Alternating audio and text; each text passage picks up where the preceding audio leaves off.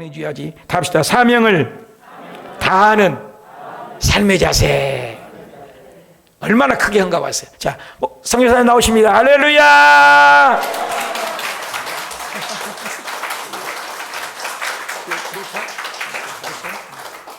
괜찮겠어?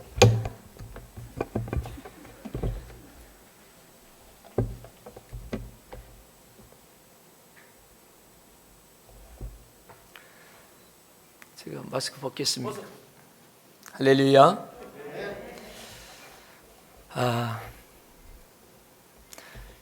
제가 이 성전 지을 때도 여기 왔거든요. 성전 이렇게 올라가고 있을 때도 왔고, 참 우리 귀한 목사님, 정 목사님과 함께 오랜 같이 신학교 때부터 창녀촌에 다니면서, 서울 전역의 창녀촌에 다니면서 전도하고 2년 동안 열심히 하니까 180 몇 명을 결신했어요. 포주, 자매들, 지나가는 사람들, 기둥소방도 있고 그래요. 그쪽에 여러 가지 핍박도 받고 어려움도 많이 겪었는데, 그 사마리아 전도단 열심히 열정을 가지고 전도하고 같이 살게 했던 것이 엊그제 같은데 벌써 35년, 6년 전입니다. 오늘 이 귀한 주의 날 함께 모여 이 코로나로 인해서 우리 어려움 가운데 있지만 또 하나님께 예배드리는 것은 우리가 쉬지 않아야 되잖아요. 어떤 어려움이 있어도. 오늘 이 예배를 통해서 우리가 하나님께서 주시는 은혜를 함께 받고 하나님이 주신 말씀을 우리 마음에 깊이 새기고 그 하나님의 말씀을 따라 우리가 주님이 원하시는 그 모든 주어진 일들을 잘 감당하는 저와 여러분 되시길 바랍니다. 저는 오늘 이 본문 말씀 가지고 사명을 대하는 삶의 자세라. 우리 모두는요, 하나님께서 주신 사명들이 있어요. 하나님이 우리를 이 땅에 태어나게 하시고 구원하신 목적과 뜻이 있다 이 말이에요. 우연히 우리가 이 세상에 태어난 것이 아니에요. 하나님의 예정 가운데 하나님이 만세전에 우리를 택하셨다고 그랬어요. 그리고 때가 이름에 예수 믿게 하고 구원받게 하셔서, 그 다음에 우리를 향하신 하나님의 뜻이 있다. 자, 오늘 본문은요, 바울이 예루살렘 교회의 장로들과 이별하면서 쓴 고별 설교예요. 고별 설교의 마지막은 언제나 비장합니다. 22절에 보면 보라, 이제 나는 성령에 매여 예루살렘으로 가는데 거기서 무슨 일을 당하는지 알지 못하노라. 자, 바울이 예루살렘으로 가는 것은 매우 위험했어요. 바울이 회심한 이후에 유대인들이 바울을 죽이려고 벼르고 있었기 때문입니다. 그래서 바울은 거기서 무슨 일을 당할는지 알지 못하노라 했어요. 23절에 보면 오직 성령이 각 성에서 내게 증언하여 결박과 환난이 나를 기다린다 하시나. 자, 바울에게 결박과 환난이 기다리고 있다는 것을 성령께서 알려주셨습니다. 바울은 자신이 예루살렘에 가다가 죽을 수도 있다는 걸 알았습니다. 그럼에도 바울은 예루살렘으로 가는 것을 멈추지 않았어요. 자, 24절에 보면요, 내가 달려갈 길과 주 예수께 받은 사명, 곧 하나님의 은혜의 복음을 증거하는 일에는, 일을 마치려 하면은 나의 생명조차 조금도 귀한 것으로 여기지 아니하노라. 바울은 자신의 생애를 한 줄로 여기 요약되어 있습니다. 이처럼 자신의 삶을 한 줄로 표현할 수 있어야 됩니다. 삶의 목적이 분명한 사람은 자신의 삶을 한 줄로 표현할 수 있습니다. 자, 바울은 뭐라고 했습니까? 내가 달려갈 길이라고 표현했어요. 본문에 내가 달려갈 길. 바울의 삶은 다름질하는 삶, 또 달리는 삶이었어요. 목표를 향해서 다름질하는 사람은 우물쭈물하지 않습니다. 삶에 회의가 가득한 사람이 있습니다. 고민하는 것이 많습니다. 이런 사람은 다름질하는 인생이 아닙니다. 여러분, 우리가 아무나 달리는 것이 아닙니다. 확신이 있는 사람이 다름질합니다. 다름질하는 사람은 적극적이고 분명한 목표를 가지고 있습니다. 바울은 무엇인가 보았기 때문에 그것을 향해 달려갈 수 있었습니다. 디모데후서 4장 7절에 보면요, 나는 선한 싸움을 싸우고 나의 달려갈 길을 마치고 믿음을 지켰으니. 바울은 자신이 달렸다고 표현했습니다. 삶의 목적과 방향이 분명했어요. 무엇이 바울을 달리게 했는가? 주 예수께 받은 사명이 바울을 달리게 했다. 할렐루야. 자, 우리가 인생의 레이스에서 처음에는 많은 사람이 달립니다. 그런데 얼마 가지 않아서 멈추는 사람이 많습니다. 달리다가 중도에 포기하는 사람도 많습니다. 자, 많은 사람이 지칩니다. 왜 달려야 하는지 모른 채 살아가는 사람도 있습니다. 왜 일하는지 모른 채 일하는 사람이 있습니다. 그죠? 다른 사람이 달리기 때문에 달리는 거예요. 자, 왜 달려야 하는 걸 알지 못하는 채 뛰어야 하는 이유를 분명히 알고 뛰어야 됩니다. 목적 없이 달리는 것이 가장 위험하죠. 그런데 자신이 사는 이유를 생각하지 않고 살아가는 사람이 많아요. 상황과 환경과 문화의 지배를 받으면서 이유를 묻지 않고 눈치 보면서 적당히 사는 사람이 많습니다. 바울은 자신이 달려야 하는 이유를 분명히 알았습니다. 바울은 자신이 예수님으로부터 받은 사명이 있기 때문에 달린다고 그랬어요. 여러분, 사명이 중요합니다. 사명을 어렵게 생각하지 마세요. 사명은 어떤 특별한 사람들의 전유물이 아닙니다. 사명은 우리의 존재의 이유입니다. 왜 사는가와 직결되어 있어요. 존재의 이유를 발견하는 것이 사명을 발견하는 거예요. 자, 우리 각자 자신의 사명을 자각해야 돼요. 사명을 발견하는 순간 자신의 존재의 의미를 깨닫습니다. 성공이라는 것이 뭡니까, 여러분? 우리가 다 성공하기를 원하죠. 성공해라. 성공해라. 성공하기 위해서 열심히 공부하고 열심히 살고. 성공이란 뭐냐? 돈을 많이 벌고 높은 위치에 오르고 이런 것이 성공이 아니라 그 사람의 존재의 이유에 따라 잘 쓰임 받는 것이 성공입니다. 자, 진화론자들은요, 자신의 인생, 자기 인생의 의미를 부여하지 않습니다. 진화론자들은 느낌을 중요하게 생각해요. 좋으면 하고 싫으면 그만둬라. 그냥 되는 대로 살아라. 세상을 부담 없이 즐기라고 말합니다. 그냥 되는 대로 살면 우선 편하죠. 그러나 사람은 그렇게 살 수 있는 존재가 아니라 이 말이에요. 하나님께서는 목적을 가지고 저와 여러분을 창조하신 줄로 믿습니다. 그런데 사람이 죄로 말미암아 하나님의 창조의 목적을 상실했습니다. 사람들은 왜 사는가를 알지 못하는 채 살아갑니다. 이것이 죄가 가져다주는 비극이에요. 하나님을 떠난 순간 사람은 의미를 찾을 수 없게 되었습니다. 자, 무엇을 하든지 허무함을 느껴요. 사람이 하나님을 놓치면요, 자신이 누구인지를 알지 못합니다. 자신이 존재하는 목적을 잊어요. 이때 사람은 허무와 무의미와 절망과 공허와 우울을 느낍니다. 그런데 사람은 자기 스스로 이 허무와 절망과 공허를 해결하려고 노력하지만 절대로 해결할 수 없어요, 자기 스스로. 그래서 사람들은 쾌락을 추구합니다. 자, 성공했습니다. 돈을 가졌습니다. 그런데 행복하지 않습니다. 그래서 사람은 자신이 이룬 것을 가지고 즐기기 시작해요. 쾌락을 추구합니다. 좋은 것을 먹습니다. 좋은 곳에 여행을 갑니다. 좋은 집을 삽니다. 좋은 차를 삽니다. 그러나 여전히 기쁨이 없습니다. 오히려 더 우울해집니다. 어떻게 해야 합니까? 무엇인가 문제가 있다는 것을 깨닫고 참된 것을 찾아야 됩니다. 그런데 참된 것을 찾는 것은 쉬운 일이 아닙니다. 그래서 사람들은 더욱 쾌락을 추구합니다. 더 좋은 것을 찾습니다. 자기 만족을 위해서 자신을 만족시키는 것에 집중하며 살아갑니다.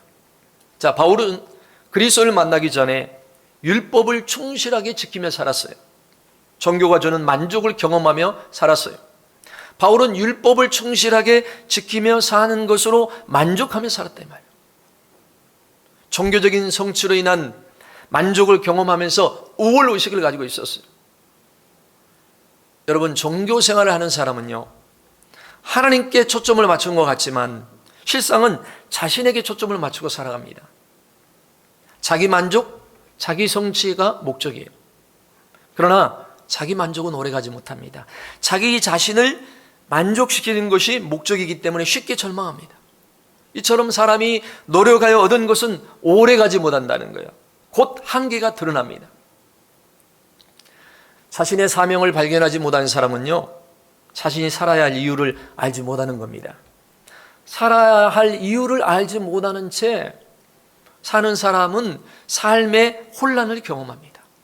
그러나 자신의 사명을 발견한 사람은 삶이 분명합니다. 삶의 우선순위가 분명합니다. 자신의 삶에 대한 확신이 있습니다. 삶의 한 방향을 가고 삶이 정리되어 있어요. 자신이 누구인지, 왜 사는지를 분명히 알기 때문에.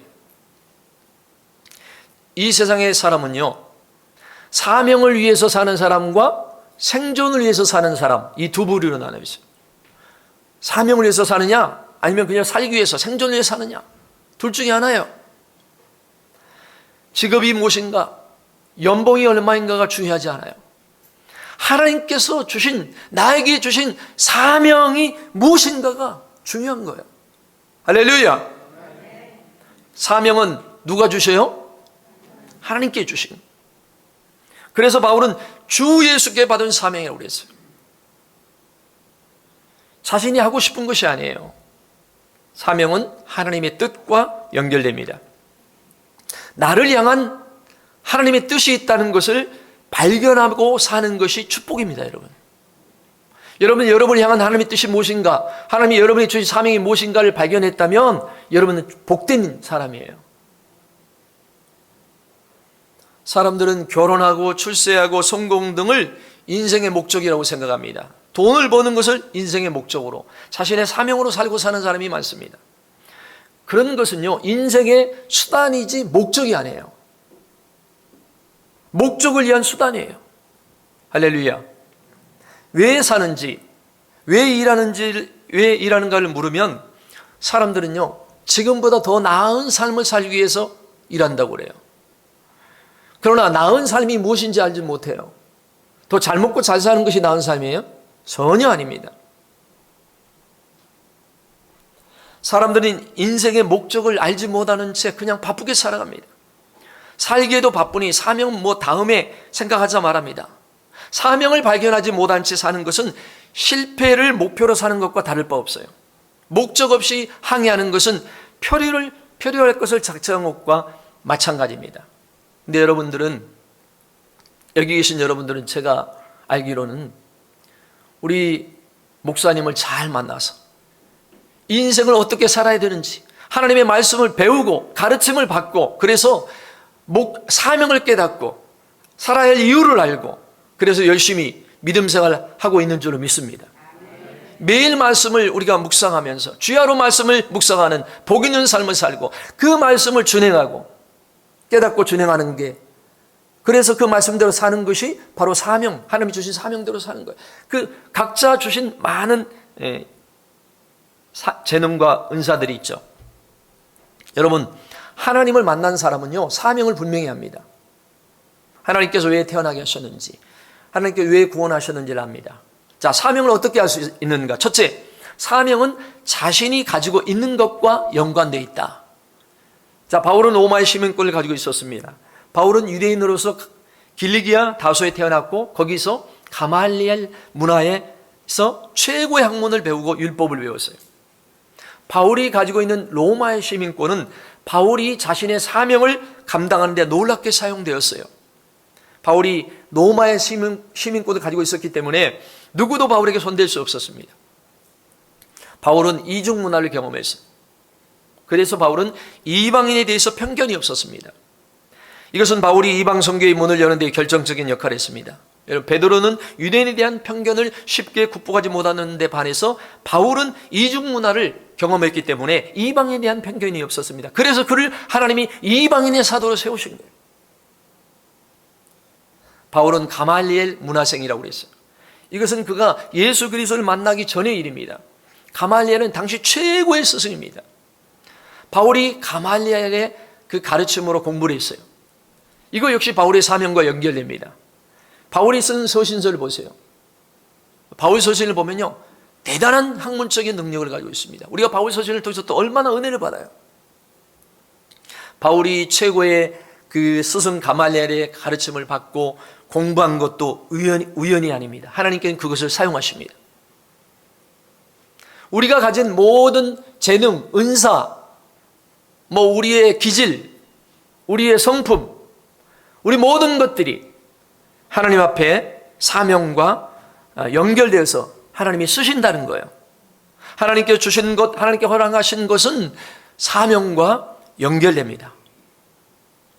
공부하는 것, 특별한 경험, 인간관계, 좋은 성품, 한 번 하면 끝을 보는 기질들이 있잖아요. 그런 모든 건 하나님께서 우리에게 주시는 것들을 사명과 연결되게 하나님이 우리를 사용하신다. 두 번째는 하나님께서 주신 복이 사명입니다. 자, 무엇이 사명이라고요? 자, 남들보다 공부를 많이 하고 돈을 많이 벌었다면 그것은 다른 사람을 섬기라고 하나님께 주신 복이에요. 그것은 사명과 연결됩니다. 하나님께서 주신 복이 사명과 연결되지 않으면 아무 소용이 없습니다. 하나님께 주신 복은 그러면은 타락의 도구가 될 수 있어요.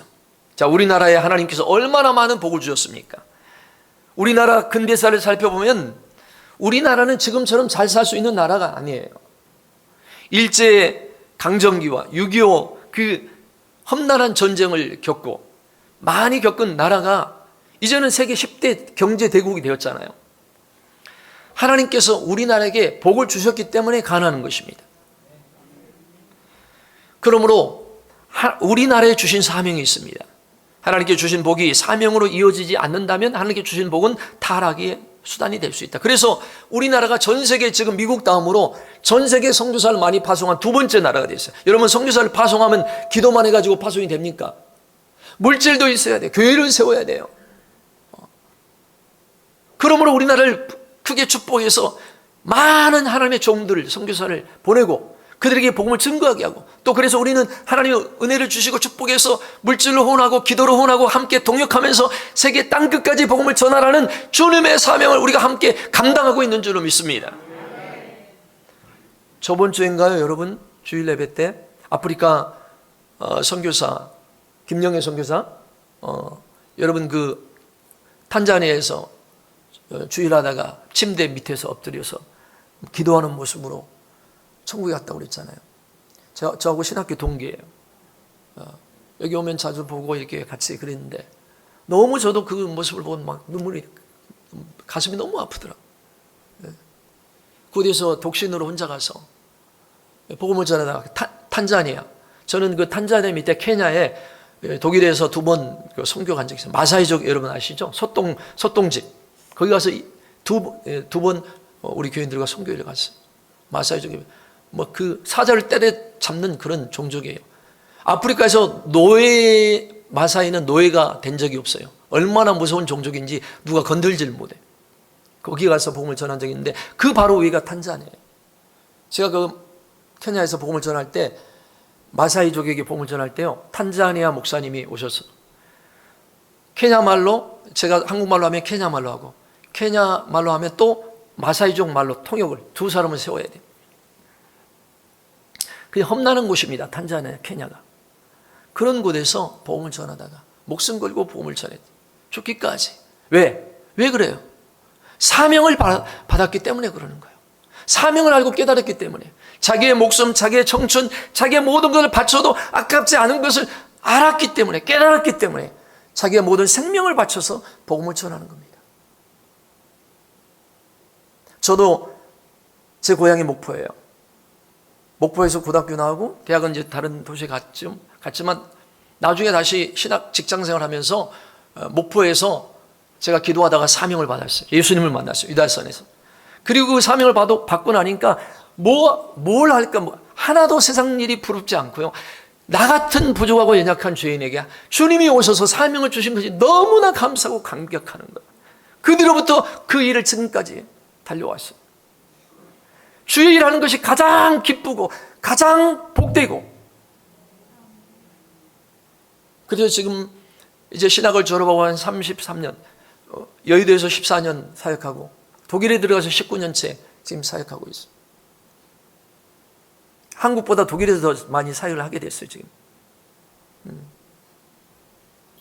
거기서 정말 여러 가지 어려운 환경 속에서 복음을 전하고 전하다가 2017년에 2015년에 이제 선교대 매년 나오잖아요. 그런데 2015년에 선교대에 나왔는데 집사람하고 그 의료 선교에서 선교사들은 종합 검사를 해줘요. 근데 저는 한 번도 받아본 적이 없는데 그때 누가 자꾸 한번 받아봐라 그래서 저와 집사람이 의료 선교에서 검사를 받았어요. 처음으로. 그런데 우리 집사람 가슴에 조그마한 점이 하나 발견됐어요. 초음파인데. 그래서 그 선생님이 의사 선생님이 큰 병원에 가봐라. 그래서 저는 또 금방 독일에 들어가야 되니까 독일에 들어가서 2015년에 이제 좀 사역을 하다가 보니까 이제 잊어버렸죠.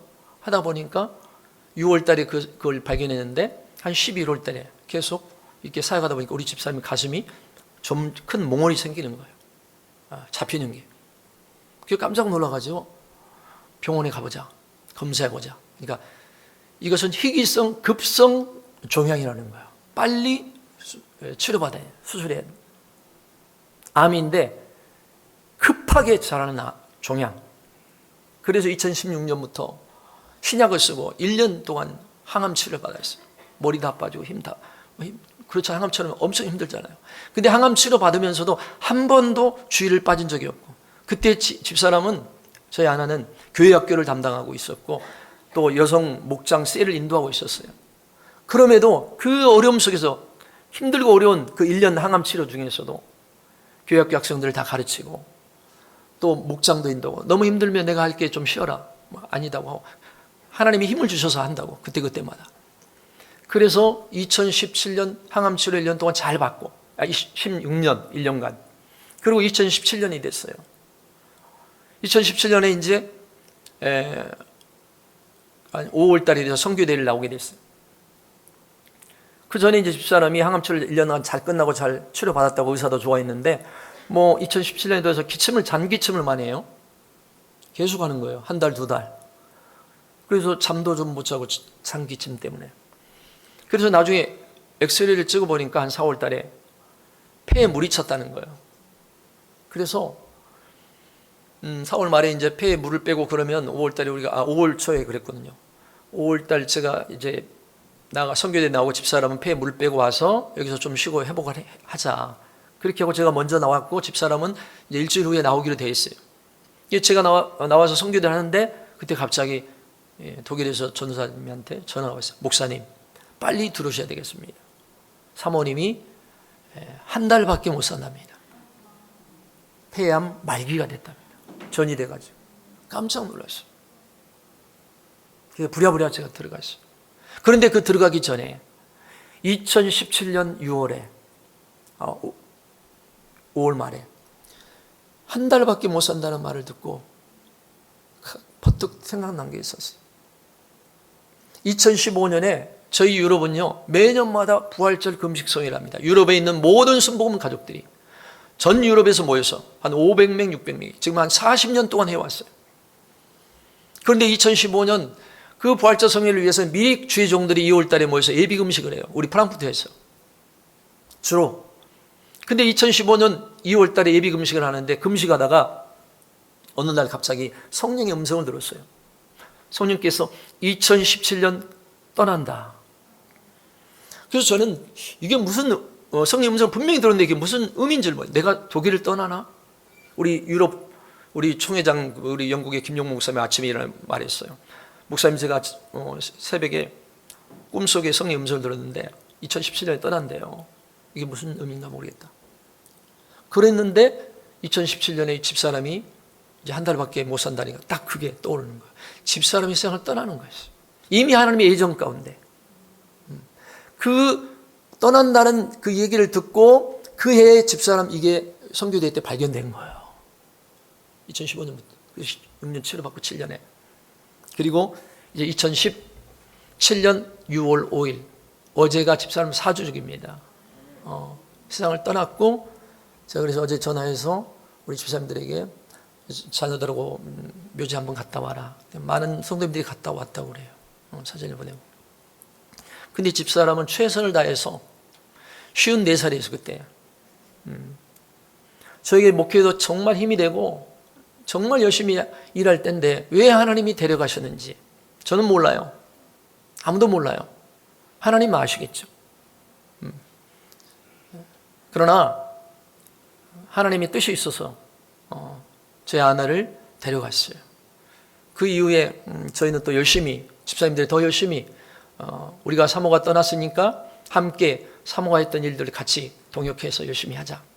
그래서 모든 집사님들이 더 열심히 일합니다. 사명자는요, 어떤 일이 있어도 뒤로 물러가지 않습니다. 죽으면 죽으리라. 우리 각자에게 주신 사명들이 다 있어요. 주의 종만이 사명자가 아니라 모든 크리스찬들은 사명자예요. 사명을 따라 이 땅에 태어나게 하신 거예요. 그래서 근데 그 집사람이요, 그 세상을 떠나기 전에 마지막으로 쓴 그 갑자기 병원에서 딸에게 노트하고 볼펜을 가지고 오라고 했어요. 그래서 큐티식으로 글을 쓴 게 있어요. 나중에 제가 알았죠. 그걸 여러분들에게 한번 나누고 싶습니다.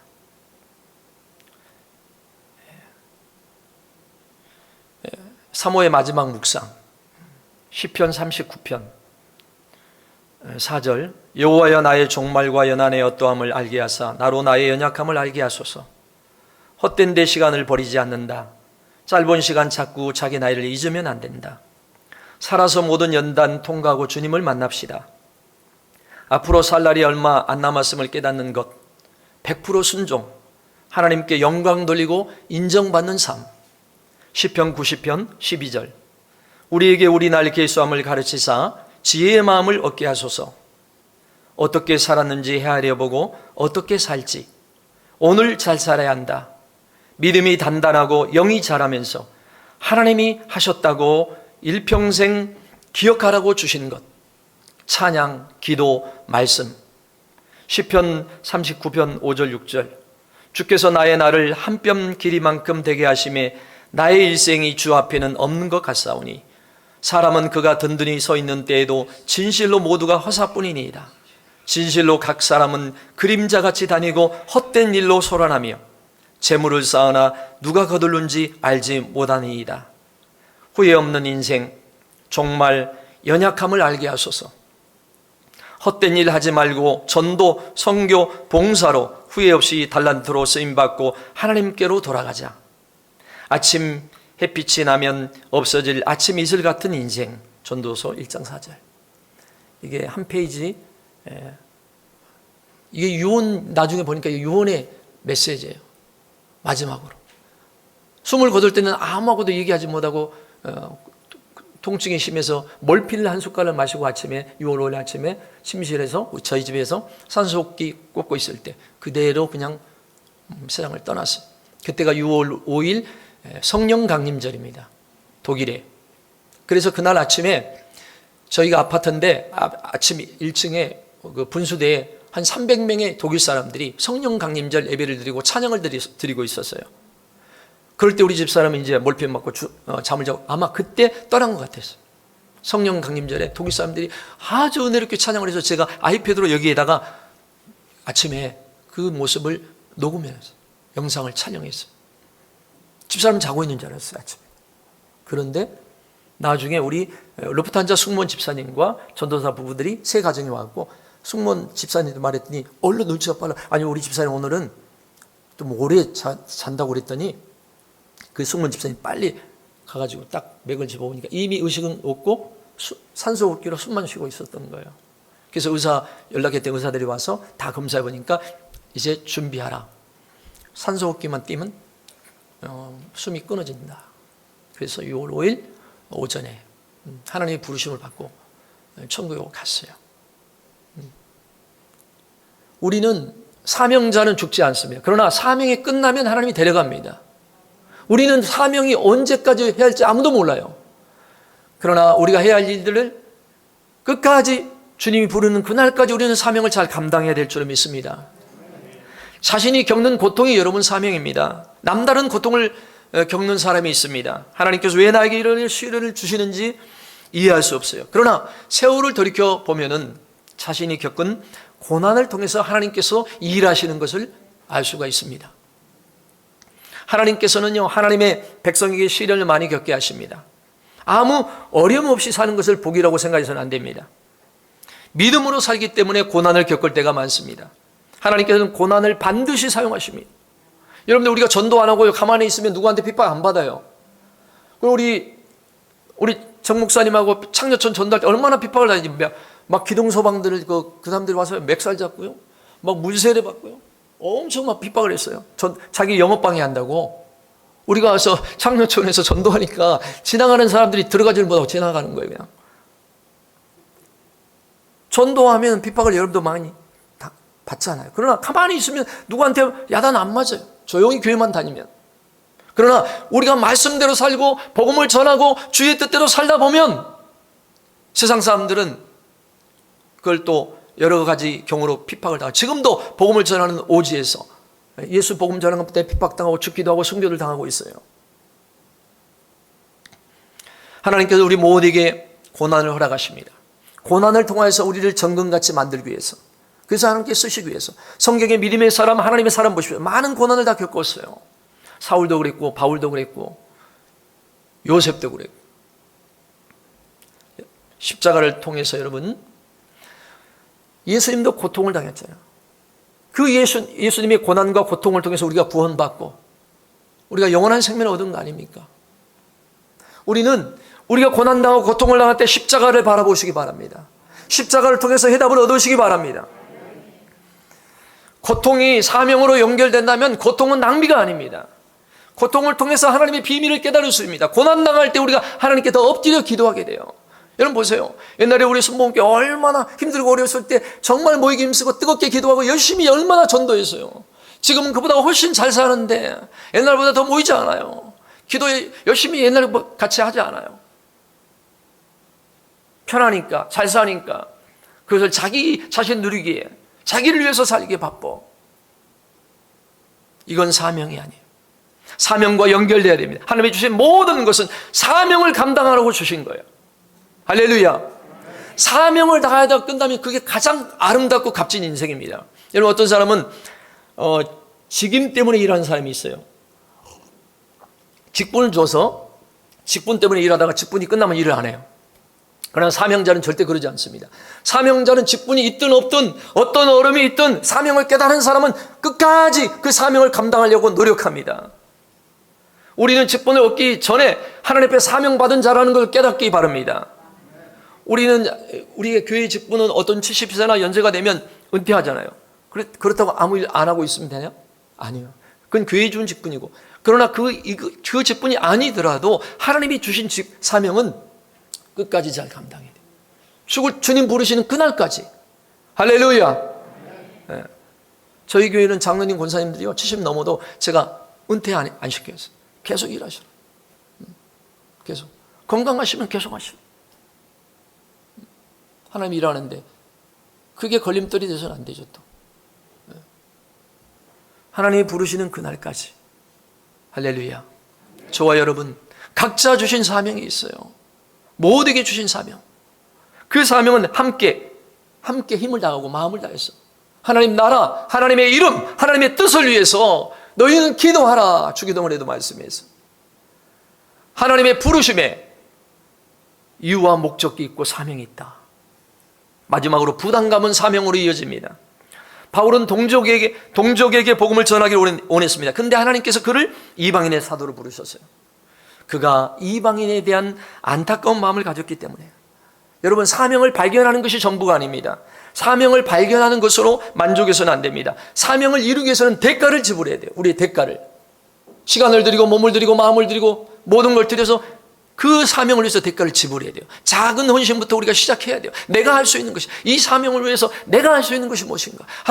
하나님의 일을 위해서, 하나님의 뜻을 위해서 나를 사명을 줬기 때문에, 주의 일을 주셨기 때문에, 주의 뜻을 이루기 위해서.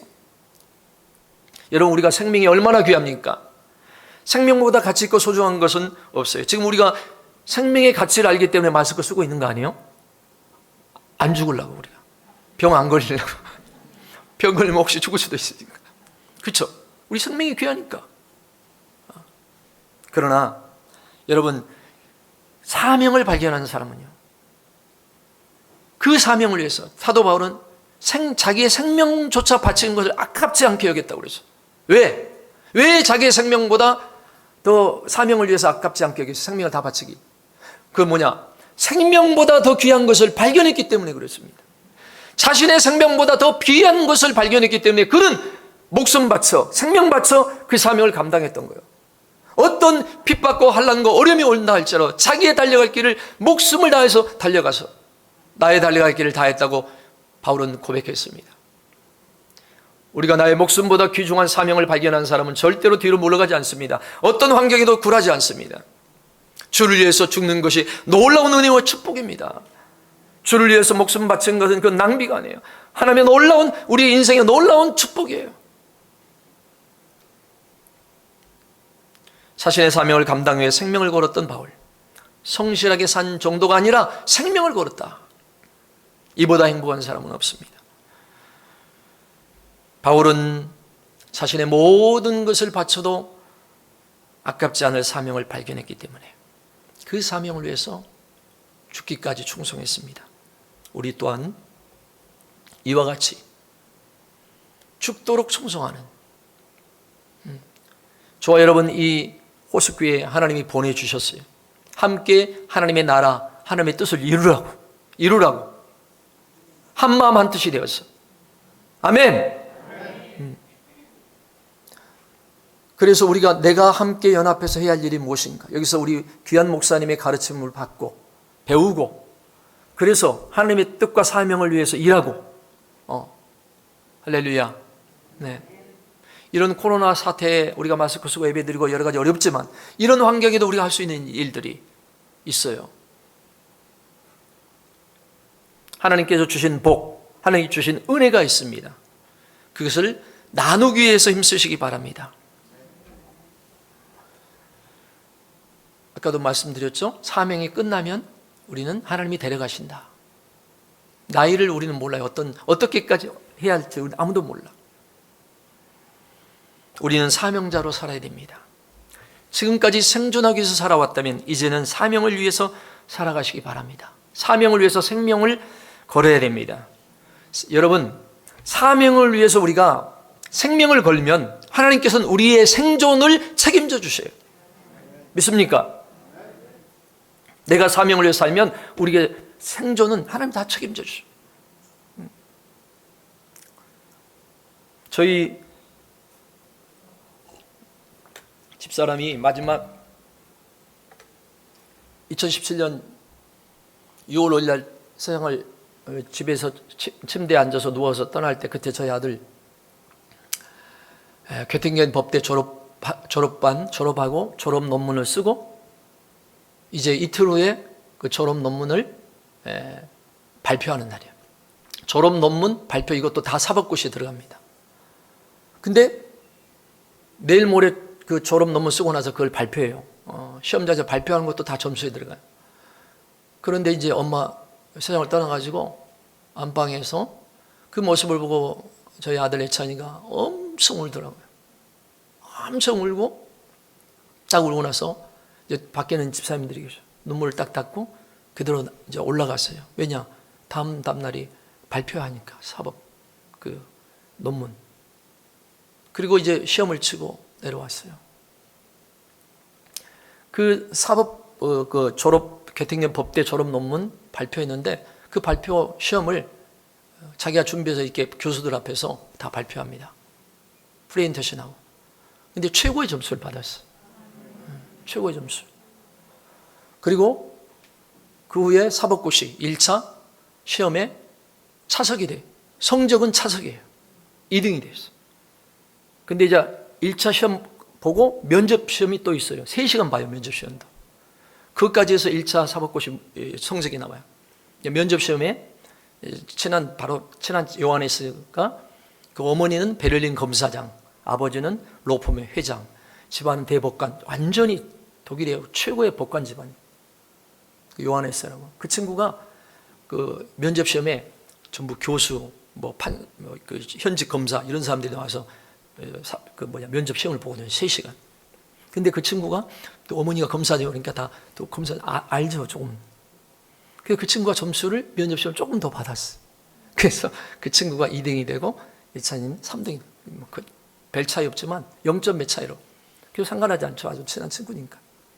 그리고 이제 올해 2년 동안 사법연수 받고 2차 또 마지막 사법고시 이번에 3월 달에 치고 면접 시험까지 다 마치고 성적이 아주 최고로 좋아서 이제 판사 발령대기입니다. 판사를 하려고 했거든요. 최고의 점수.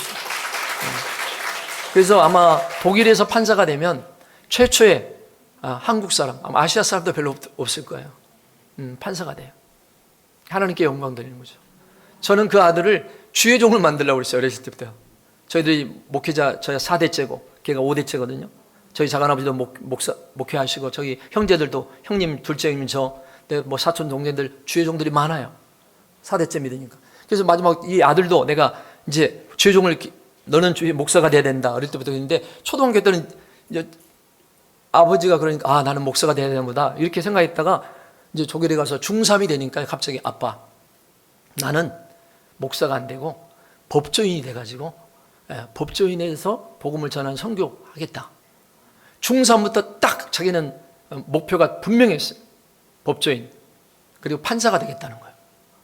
그래서 중3부터요 제가 선교대회 나오면요 아빠 법학개론이고 뭐 법대생이 보는 책 있죠. 사달라고 그래죠. 제가 다 사줬어요. 중3부터 다 준비하고 있어요. 책을 다 봤어요. 그래서 대학 들어가도요 뭐 다른 애들은 이미 다 법학개론 뭐 법 다 공부를 다 했기 때문에 대학교 들어가도 뭐 교수가 물어보면 애가 다 대답해요. 애들 다 못하는데 모든 대답을 제 앞자리에 앉아서 다 해요. 사법고시 사법 연수할 때 이제 판사 15, 검사 15, 로펌, 변호사 이런 과정을 2년 동안 하거든요. 그러면 판사 밑에서 판사 15 몇 개월 하고 검사 15 몇 개월 하고 그리고 그걸 끝나면요 평가서를 써요. 이제 이 연수생이 어떻게 했다 평가를 이제 정부에다 올려요. 근데 검사 15 끝나고 나서 그 위에 담당 검사 평가서를 썼는데 쓰고 본인한테 보여주고 본인 사인해야 돼요. 뭐라고 썼냐고 내가 물어봤을 거예요. 이제 발에다 줬거든요. 뭐라고 했냐면 이 사람이 독일의 검사가 되면 독일의 축복이다. 그렇게 썼대요. 독일의 축복이라고. 그러니까 그 실력을 이제 보니까 다 알잖아요. 그렇게 나 깜짝 놀랐어. 독일 사람이 어떻게 이렇게 한국 사람을 이렇게 이방인인데도 불구하고 그 사람들은 그것보다도 실력과 그런 걸 보죠. 하나님께 너무 감사했어요. 그래서 판사 15 할 때는 판사가 판사 오라 가지 검사 15는 너 끝나면 검사로 와라. 대형 로펌에서 8개월간 일할 땐 끝나면 우리 로펌으로 와라. 전부 다 콜하는 거예요. 콜. 실력이 있으니까 사방돼서 콜해요. 이제 하나님께서 이건 모든 거 하나님의 은혜입니다. 우리 믿는 사람은요 하나님이 자손을 축복하신다고 그랬잖아요. 너희가 여호와를 경외하면 너와 내 자손에게 복을 주리라. 우리가 하나님을 경외하면 누구든지 하나님을 잘 믿는 사람 자녀들이 다 잘 되는 걸 저는 봤어요. 할렐루야. 네. 우리가 신앙생활 잘하면 또 그 자녀를 믿음으로 잘 기르면 다 훌륭하게 어떤 고대에서 훌륭하게 쓰임받는 것을 봅니다. 여러분 자녀들 믿음 안에서 잘 가르치고 저는 그 독일에 가서 그때 초등학교 3학년 때 갔고 동생은 1학년 때 갔어요. 예은이가 1학년 예찬이가 3학년 가자마자 아들에게 너 성경을 한독 읽어라. 그러면 아빠가 500유로 주겠다 그랬어요. 난 1년에 한독 읽을 줄 알았어요. 100유로 주겠다. 500유로가 아니라 100유로. 근데 1년에 한독 읽을 줄 알았더니 2달 만에 한독을 읽어버렸어. 얘는요 어릴 때부터 책을 엄청 많이 봐가지고 책을 많이 보다니까 책을 얼마나 빨리 읽은지 몰라. 2달 만에 한 번 읽어가지고 내가 깜짝 놀랐어. 그래? 너 정말 읽었어? 읽었대요. 그러면 A4 용지에다가 좀 읽었던 내용을 잠깐 써봐라. 그랬더니 거짓말 하지도 않죠. 근데 썼어요. 그래서 50유로 하나님께 감사한 것하고 50유로는 자기가 필요한 거 썼어. 그 다음에는 너무 또 빨리 읽을 것 같아서 다음에는 50유로만 준다 그러고 또 두 달에 2독을 초등학교 3학년 때 읽었어. 그 전에 뭐 성경 그 만화 있잖아요. 그걸 얼마나 많이 봐가지고 성경의 인물을 쫙 깨고 있어요. 그리고 자기 주일학교 선생님하고 성경 인물 대회를 하는데 1시간 동안 해갖고 예찬이가 이겼다니까요. 성경 인물 대회 서로 이렇게 두고 하면서 아브라함, 이삭, 야곱 그건 누구나 하죠. 뭐 전혀 모르는 인물들 다 알아. 그렇게 어릴 때부터 말씀으로 신앙으로 기르면 하나님이 그 자녀들을 축복하십니다. 머리 되게 하고 뛰어나게 하고. 할렐루야. 신앙교육으로 잘 시켜야 돼요. 교회학교 때부터 말씀과 기도와 정말 그들이 하나님을 경외하도록, 그러면 훌륭하게 됩니다. 아멘. 우리 다음 세대, 우리 후손들, 우리 자녀들을 믿음 안에서 훌륭하게 잘 기르는 것이 우리의 사명이죠. 또한 여러분들, 우리 모두가 이 땅에서 살아가는 동안에 각자 주신 사명이 있다는 걸 깨달으시고 사명을 발견하시고 그 사명을 위해서 우리의 삶을 드리면 후회함이 없는 인생, 아름다운 인생, 또 자손에게 복된 인생이 될 줄을 믿습니다. 우리 모두가 그렇게 우리가 숨쉬고 움직일 수 있으면 열심히 기도하고 열심히 예배드리고 열심히 봉사하고 열심히 전도하고 열심히 주일하며 주님 만나는 그날까지 더욱 주일에 충성하는 하나님의 사람 되시기를 주의 이름으로 축원합니다. 축원합니다. 기도하시겠습니다.